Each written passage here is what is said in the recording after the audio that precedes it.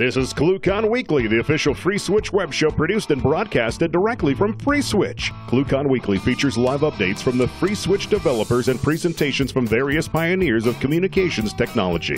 ClueCon Weekly is brought to you by FreeSwitch Solutions, the official consulting firm of the FreeSwitch open source project. Get help from the experts. Visit freeswitch.com. ClueCon, the premier technology conference for telecom, WebRTC, IoT, and all things maker. ClueCon is held every year in Chicago, Illinois, and offers an all-day hackathon and 4 days of technology-rich presentations for developers around the world. Learn more at ClueCon.com or call 877-748-CLUE. All right, guys, welcome to ClueCon Weekly. Today is the 2nd of August, 2017, and today we're going to be joined by Tsahi Levent-Levi, and he's going to be talking with us about, we're just going to be talking about WebRTC and some of the various technologies that are out there, some of the new stuff coming down the pipe, so you guys stand by for that. We've got Kathleen. She's going to be reporting from the field today, so let's go over to her.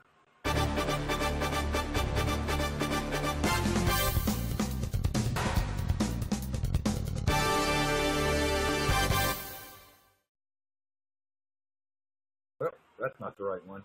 Let's try that again. Let's go over to Kathleen.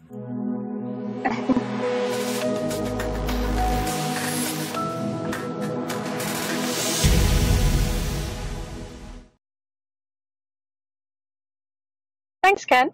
I believe we got a little bit of a sneak preview of what the FreeSwitch team is doing there. We're very excited. We've got a lot of great stuff going on. We've got a lot of amazing things we're putting in the works for ClueCon this year. If you haven't already, go check out the sponsor challenges on the Coder Games page on ClueCon.com. There's some amazing prizes you can win, including an Oculus Rift, a PS4, and for coffee enthusiasts out there, some really nice coffee equipment.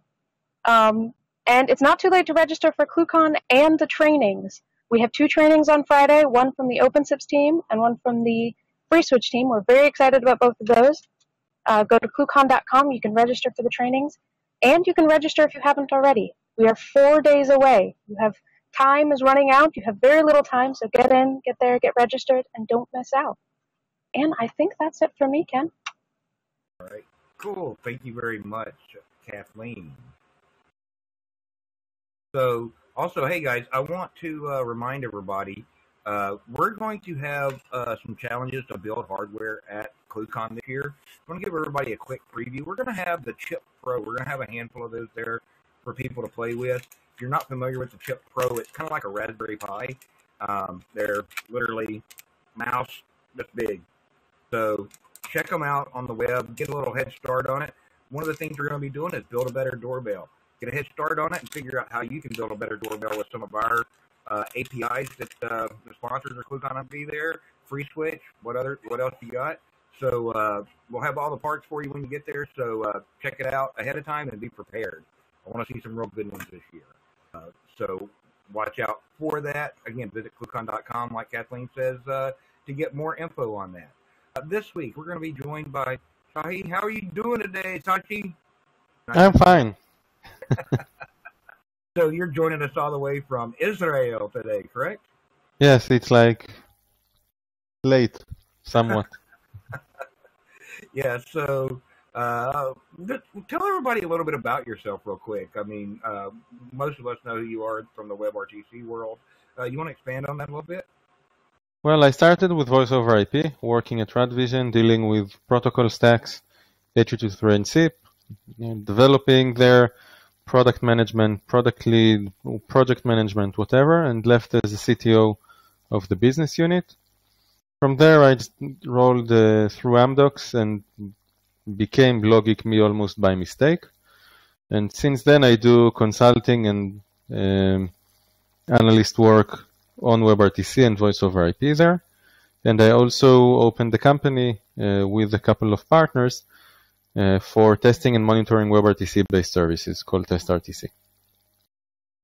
So with testRTC, what do you guys really do there? Is that all automated testing and monitoring, or is there you guys do custom test plans or stuff? So it's mostly automated. It's based on Selenium at the end of the day.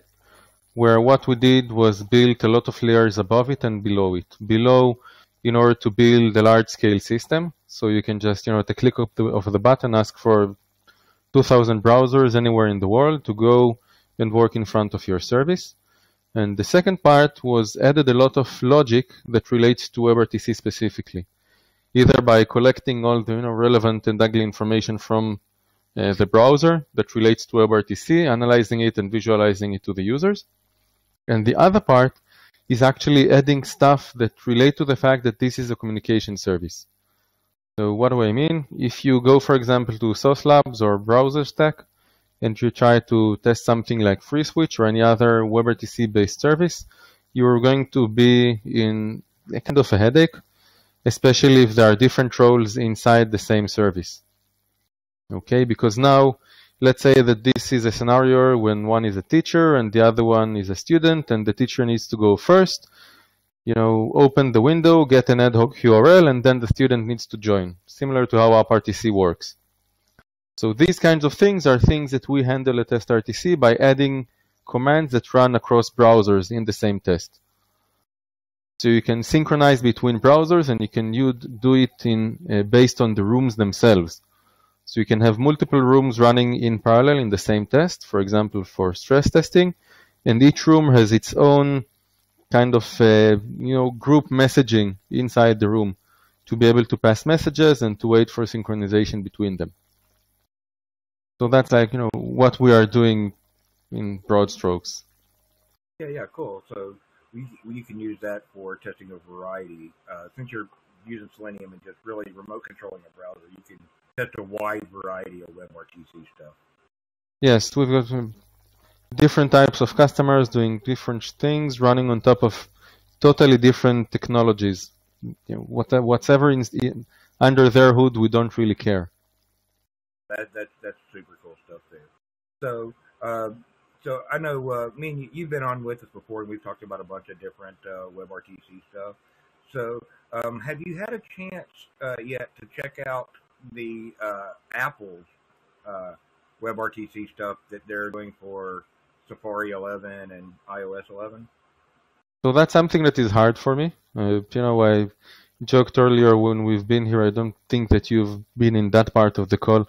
Whenever I use any Apple type of a product, I feel stupid. It's not that I feel too smart for the device. It's like the device is too smart for me. I can't figure out how to do the simple stuff on these devices.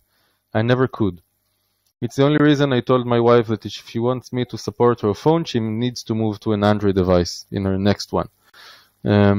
So no, I haven't checked it out simply because I can't really use Apple devices. For me, it's hard.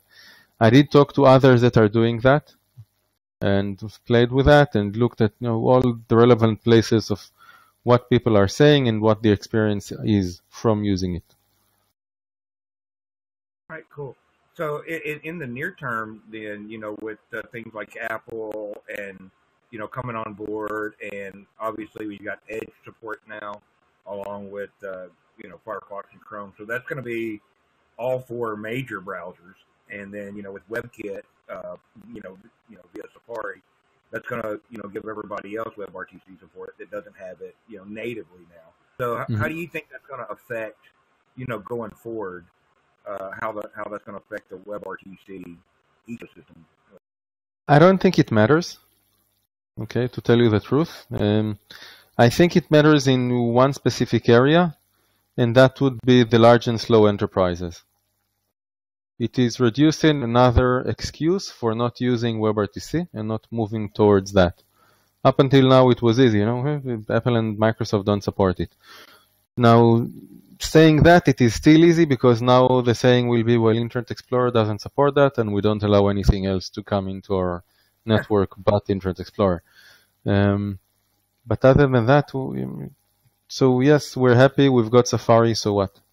What's the? Yeah. So I mean, yeah, we only allow Internet Explorer is kind of even getting silly since Microsoft has, already said they're dead ending that. But yes, there's still a ton of enterprise apps out there that, unfortunately, you have to use Internet Explorer with. Yes. Now, what worries me more in there is at least the current decision of going with H.264. That's one. And because it came coupled with Apple going for HEVC on their devices with H.265, again, not for WebRTC, but for the other things that they are doing, for just recording videos and playing them back. So that's like shows you what the trajectory is. And they have not said anything about supporting VP8. Not that they are going to support it, and not that they are not going to support it.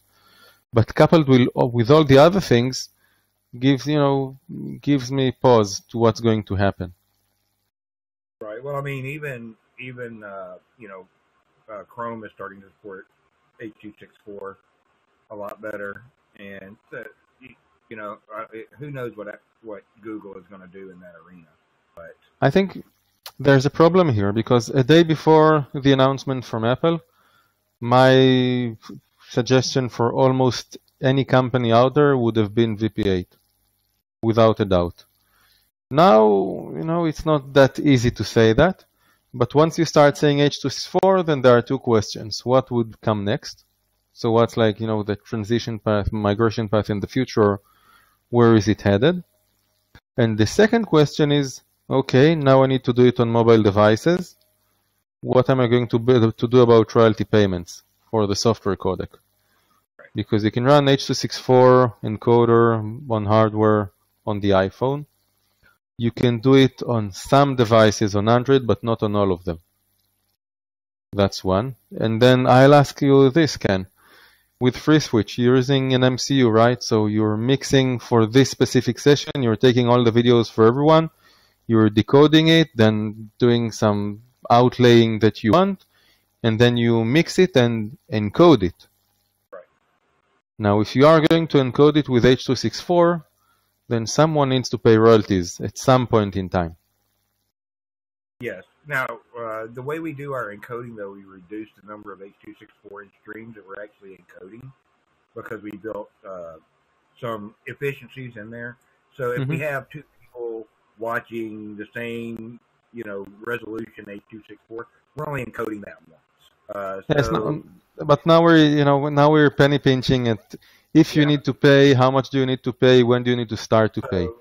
I think a lot of people are kind of coattailing off the Cisco thing right now, so it'll be yes, but exactly, out. It's exactly the areas where you can't do it. You can curtail off the Cisco thing if you don't do anything but download it as is. Right, and then you also have to look at what's going to be coming down the pipe with H.265. Yes, and how's that going to play out in the patent arena? It's the same thing that we've seen with, it's going to be the same thing that we've seen already with, things like G723, G729, H.264, and now, with one difference. There is no other baseline. Yeah. Okay, with other G7 whatever, you always had the baseline that was unpatented. Now you don't.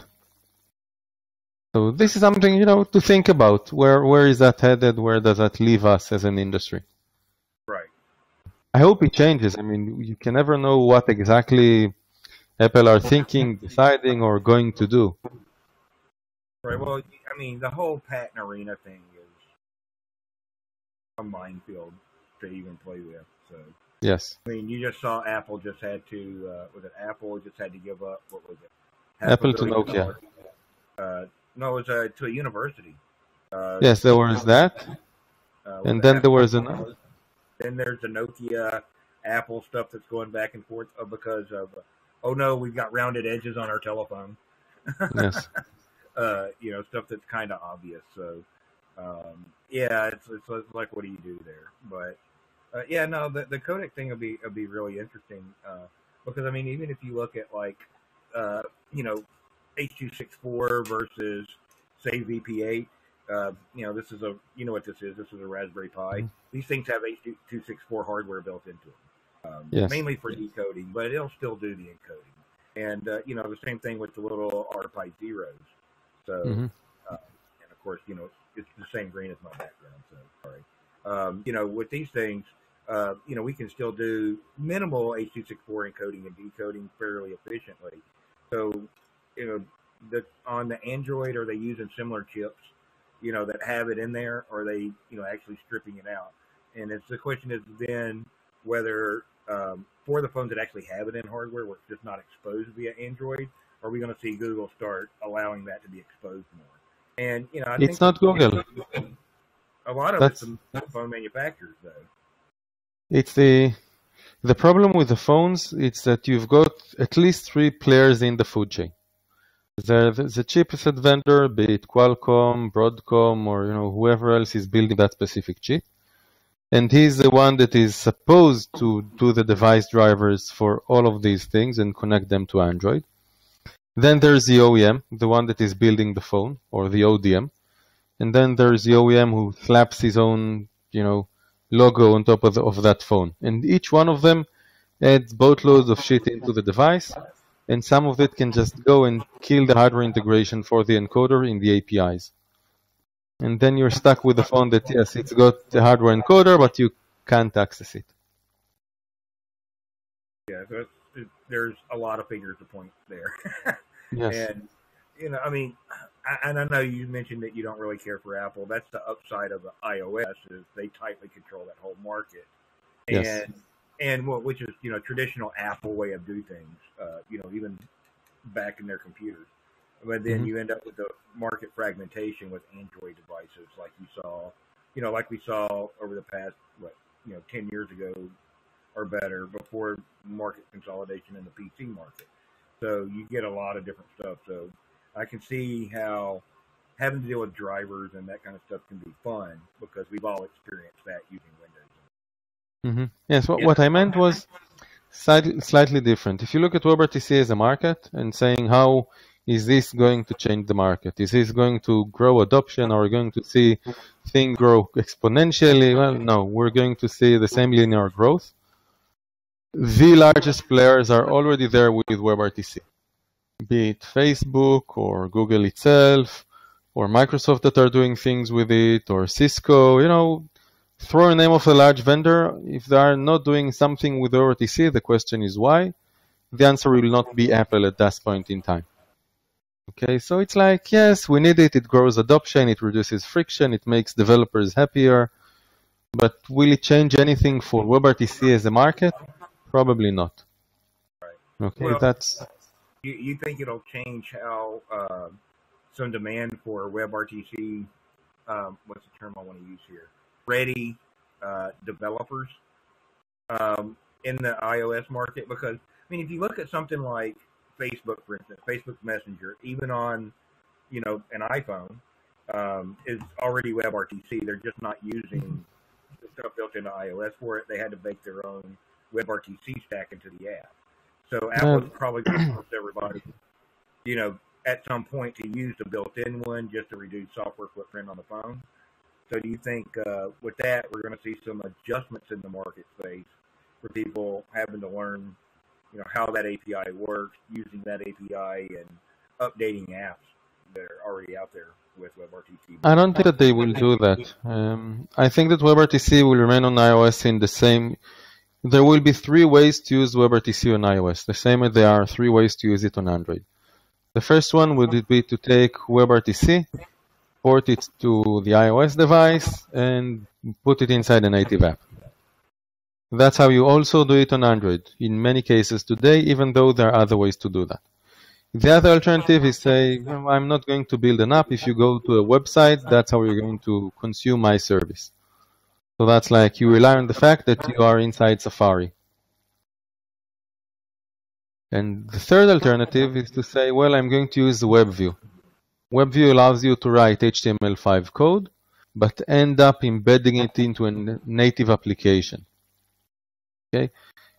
Google started that, I think it was 2 years ago with Android, and now you can, theoretically, you will be able to do it at some point in iOS. And now this cross-development can be done easier, better. You don't need developers that know how to do native applications. You're just fine with the HTML5 responsive designs and stuff. Okay. Yes. Yeah, and that's actually starting to work. I've been playing with Cordova, which is an Apache project for doing just that. Take our response app and turn it into an iOS app or a Windows desktop app or whatever. That seems to work pretty good. It's just the WebRTC extensions are fun on it at this point. This way. Well, there's an open source iOS Cordova plugin that you can use, or extension, or whatever you want to call it. You can take that, put it in Cordova, and use it as well, because you can go and find it. There is an open source React Native WebRTC component already available for iOS as well. So these are things that you can use. If you want commercial ones, they also exist. So it's up to you as a developer. And still, the question you will hear on the onset is, what should I do? Go for a native app or use cross-platform development, whatever framework with HTML5? And that question is relevant with or without WebRTC. So it's not as if WebRTC is going to affect the decision here. So, along that line, what would you recommend somebody to look at? They're going to build an app for a mobile device. Today, probably still native. Actually, I gave a different advice lately, and that was wait. I told someone to wait 3 to 6 months and then revisit that with a decision of what to do and how. Because what we have from Apple for now is a developer preview, so we can play with it, but not much more. Yeah, we really won't know what they're going to actually do until they get it out. Yes, so there are still questions there of what exactly are you going to get and what would be the better approach. So, yeah, no, so you never know what you're going to get there. So. Yes. Now, for those that don't have the time to wait, go and use native. Just because. Definitely. There's probably a lot of support for them out there already anyway to do a native app. So now, actually, I want to kind of change subjects a little bit. Before the call, David was here, and he's still hanging out with us today. He's just being real quiet over there. We were kind of talking about the difference between MCU and SFU, right? Yes. And like we mentioned here, with FreeSwitch, we use an MCU model where we basically take all the streams, we decode them, composite them together, and then make one stream and send out to the client. Where for those guys that are listening in and don't know, an SFU is kind of the opposite of that. You send all the streams to the server, and the server then decides which streams to send down to the client. The client gets all the streams they need to put on screen, and then decodes them, puts them on screen, and does all the fun stuff with it on the client side. So that in itself does a big shift of where you have to have your CPU power, can also affect things like how much bandwidth you need at the endpoint versus at the server. Do you have any opinions on, which one of those models is better, or in what scenarios one model is better than the other? So it ends up being what you're trying to achieve. Yes. For the most part, the SFU would be a superior model. The reason for that is the price points for you as a business. Okay, because if you're a business, you need to try to lower down your costs. And an MCU at the end of the day is going to cost you a lot more. Again, as a business. There is a difference of scale, like, 10 times or 100 times in terms of how many sessions or media streams can you cram into an SFU than you can into an MCU. And that's because you don't need to encode and decode the video, and then, it's just easy to do. So that's where things are today, and you see a lot of investment, both inside Google and out, of how to take that model, optimize and improve it to the point where you just don't need anything else. Now, that said, an MCU has a lot of value in a lot of other places. So I have this, again, company that came to us for testRTC to do sizing. They wanted to check how many people they can fit into a room, and they had a very weird use case that nobody manages to deal with. Now, if you want to decode too many videos into the screen at once, it starts to become unreliable at the very least. Chrome is like, it's a bit touchy with that. If you're trying to put 20, 30, 40 different video streams on the same screen, that's not going to be fun at all. Not for Chrome and not for you. And that's where you start saying, okay, maybe I need to do an MCU or revisit my whole use case or what I want to put on the screen. Now, putting too many videos on the screen doesn't make sense for most use cases anyway. So it's like, it really depends. Other areas where you actually need an MCU if you want to do broadcasting. So broadcasting ends up today most often than not over HLS, over Flash, which is dying, over RTMP, which is still Flash, over RTSP, or over MPEG-Dash. In all of these cases, you need a single video stream to go to the viewer. So if we were to do this, for example, interview or conversation and stream it and broadcast it live to 1,000 people through a CDN, okay, we would need to take the streams at some point, either before we start and we are running on an SFU, or in the beginning on an MCU already, so that we will have only a single video stream going out to the CDN. Okay, so you can find use cases when a mixer makes a lot more sense. So, along those lines, how do you address things, with the SFU versus the MCU, especially with the prevalence of mobile devices now? So, with the SFU, we're going to increase the processing power required on the mobile endpoints, and at the same point in time, that's going to affect things like battery life. Bandwidth on a mobile device is not exactly cheap.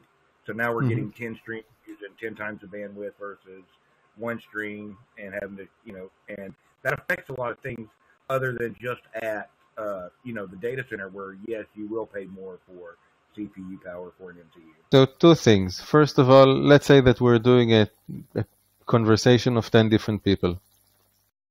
Okay. If we would have to use an MCU, all of us would have seen the exact same video stream, no matter what.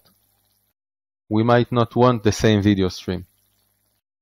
Okay, and then you start going or heading into the direction of an encoder per participant. I worked at RadVision, video conferencing company. This is how you build MCUs. Then you use DSPs to do that. The cost is very high per port. And then you start doing things like encoder per participant, a lot of other features that deal with the self-view that you have or don't have of this on the screen, and how we switch viewers and how you change layouts in different screens at the same time. Now, when you go to mobile, you can do two things. First of all, you can say, okay, once I've got mobile, I will add an MCU port for that call only, for that session, and use that in front of mobile devices. The other one is to say, okay, on mobile, I'm going to show only a single person at a time, or only 4 instead of 10 on screen at all times. Okay, so you can play with it in different ways. And remember, and what you also do today in an SFU is use simulcast. In simulcast, what happens is I, as a user, am going to send 2 encoded streams or 3 different encoded streams to the server, okay, towards the SFU. The SFU is going to get me in 3 different resolutions, for example.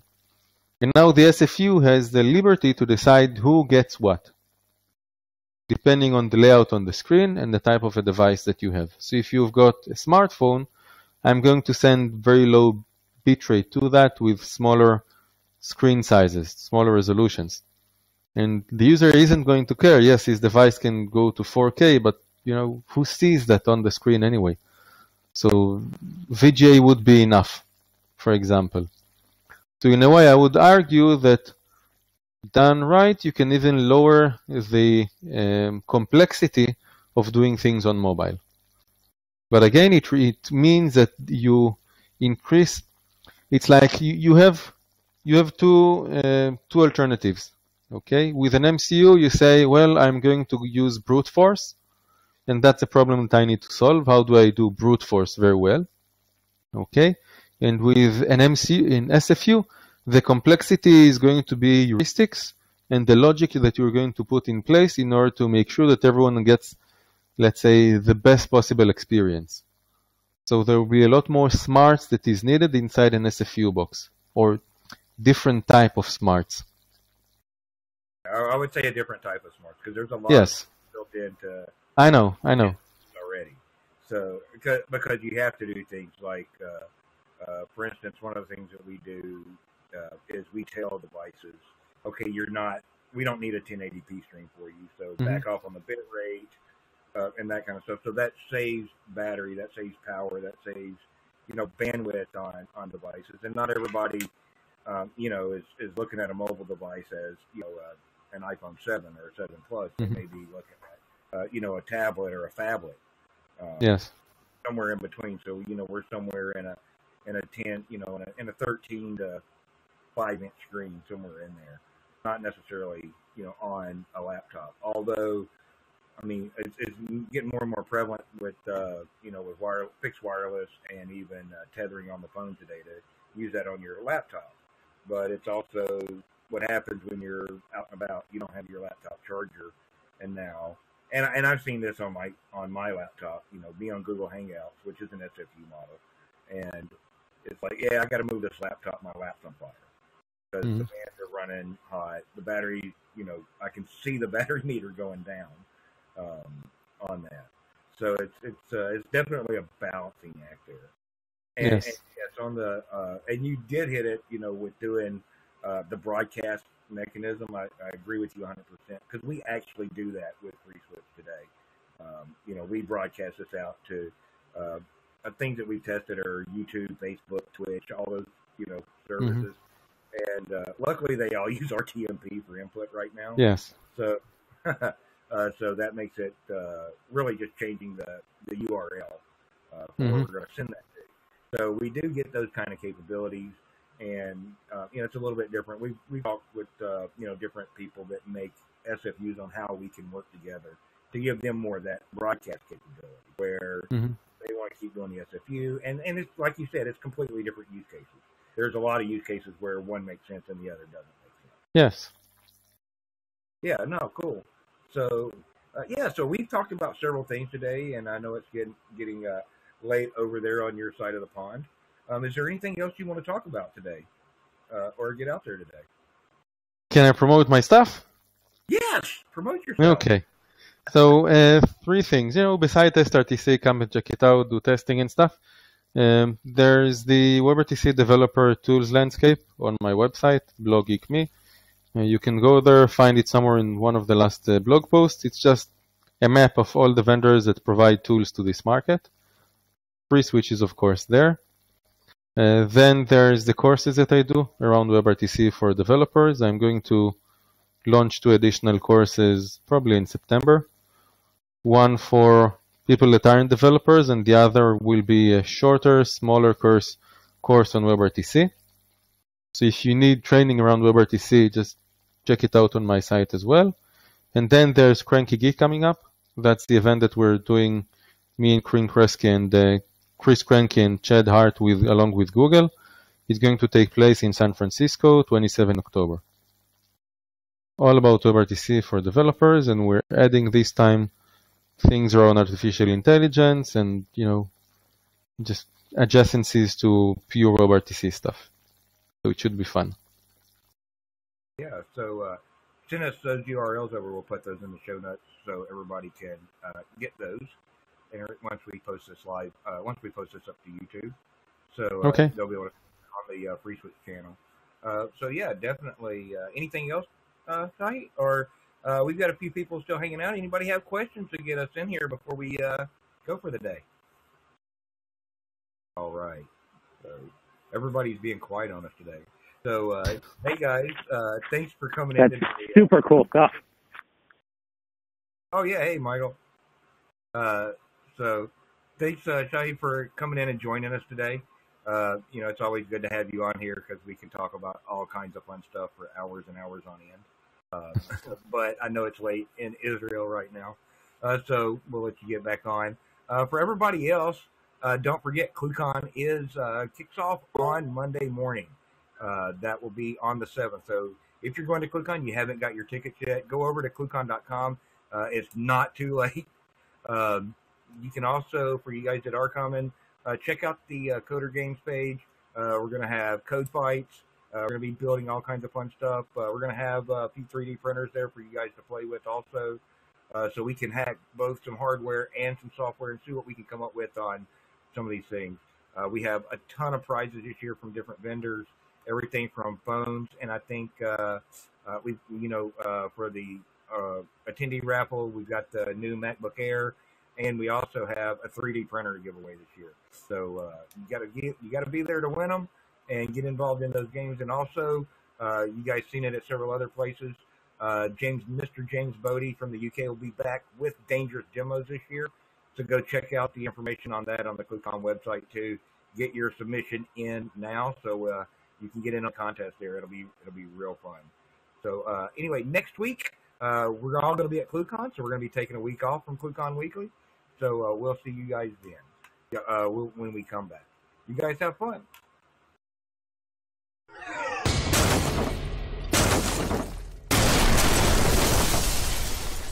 Wow.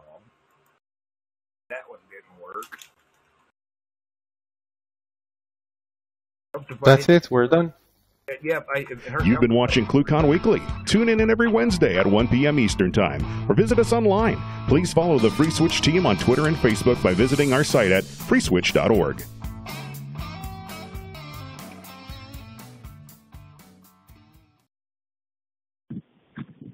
Hey, did I read a headline that they EOL'd Flash? Yes, they EOL'd Flash.